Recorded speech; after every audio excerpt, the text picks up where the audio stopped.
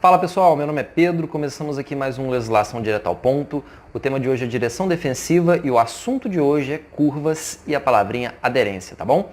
Então, vamos direto ao assunto, curvas e aderência. Essa primeira tela que eu tenho aqui fala sobre a definição da aula de hoje, curvas, aderência, transferência de massa e leis da física, tá? Então, para começar, vamos aprender o que é aderência.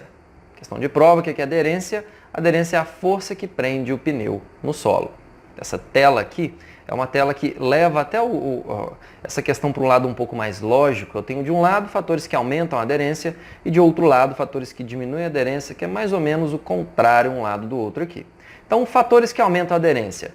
Bons pneus, pneu calibrado, piso seco, baixa velocidade, tudo isso faz com que minha condução se torne mais segura. De outro lado, eu tenho aqui fatores que diminuem a aderência. Eu tenho aqui pneu careca, isso até é uma definição de prova.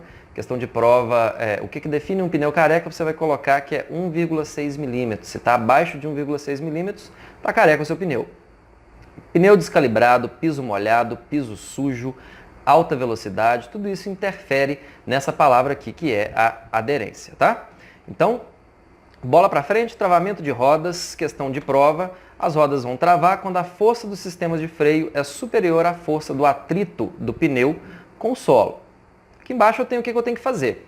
Alivie o pé, não fique virando a direção e não bombeie o freio. Bombear o freio é o ato de ficar pisando e tirando o pé do freio, achando que isso vai conseguir aí alguma forma de aderência melhor. Para isso existe o sistema de freios chamado sistema de freio ABS, que é uma sigla em inglês aí que traduzida é um sistema de freio com antitravamento, tá? Transferência de massas. Questão de prova, o que é transferência de massa? É o peso do veículo sendo transferido de trás para frente, ou de frente para trás, às vezes até de forma lateral, de acordo com a aceleração ou com a frenagem. Ao olhar para essa foto aqui, a gente já tem a sensação imediata de que esse veículo está freando. Por quê? Porque eu tenho a parte da frente desse veículo mergulhada, eu tenho a parte da frente para baixo aqui. Ou seja, a massa desse veículo foi transferida para a frente. Se você pegar duas balanças, colocar uma balança na parte dianteira e outra balança na parte traseira, com certeza vai ter mais peso na parte dianteira, devido a essa frenagem aí. Então, transferência de massa é o peso do veículo sendo transferido de trás para frente e de frente para trás. Agora, uma coisa que as pessoas costumam não considerar é, quando acontece a transferência de massa, também existe uma transferência ali da força, da aderência daqueles pneus.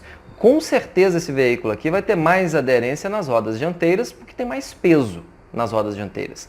Menos aderência nas rodas traseiras, porque vai ter menos peso nessas rodas traseiras, tá? Isso se chama transferência de massa. E aí que é o problema na curva. Porque se eu freio no meio de uma curva, o carro mergulha dessa forma aqui, a massa vai ser transferida para frente, consequentemente a traseira do veículo vai ficar leve. E aí a gente fala até, no popular, que a gente fala que o veículo sai de traseira, tá? Transferência de massa. Então, onde que é a prova, onde que o Detran vai entrar nessa história aí, quando o assunto é transferência de massa e as consequências disso? O Detran fala o seguinte, você tem que frear antes de entrar numa curva. Porque se você frear no meio dessa curva, você vai ter como consequência a transferência de massa e alguns termos técnicos aí que a gente fala que são as leis da física que vão agir em cima desse veículo. Quais são esses termos? E é aí que entra o decoreba e principalmente o entendimento disso. Tem que saber de cor, mas também tem que entender para a hora da prova, tá? Curvas. E se eu frear no meio de uma curva? Se você frear, o veículo vai ter exatamente essa reação aqui, ó. Ele vai mergulhar a parte dianteira. Se você tem mais aderência na parte dianteira, a parte traseira está mais leve. E aí a gente volta para a nossa pergunta. Se eu frear, o carro vai virar demais. Eu digo que o carro tem um comportamento sobreextersante. O que seria esse comportamento sobreextersante? Sobreextersante é quando o carro vira demais. Esterçar é o ato de virar o volante. Sobre é demais, está sobrando, está para mais. Então, o comportamento sobreextersante, o carro virou muito, a tendência é eu entrar para dentro da curva, além do que eu poderia. Eu estou seguindo aqui e de repente eu vou ter um comportamento sobreextersante. Eu vou além do que pode, eu freio demais. Por quê? Porque existe uma força física que a gente chama de força centrípeta. Questão de prova, força centrípeta puxa para dentro. Tá? Então, se eu freio, o carro vai ter um comportamento sobreextersante, a força que puxa ele para dentro é a força centrípeta. Tá ok? Se eu acelero, é o contrário. O carro vai ter um comportamento subextersante, indo para fora da curva, e a força que está puxando ele para fora é a força centrífuga. Questão de prova, centrífuga. Centrífuga é até mais fácil de lembrar.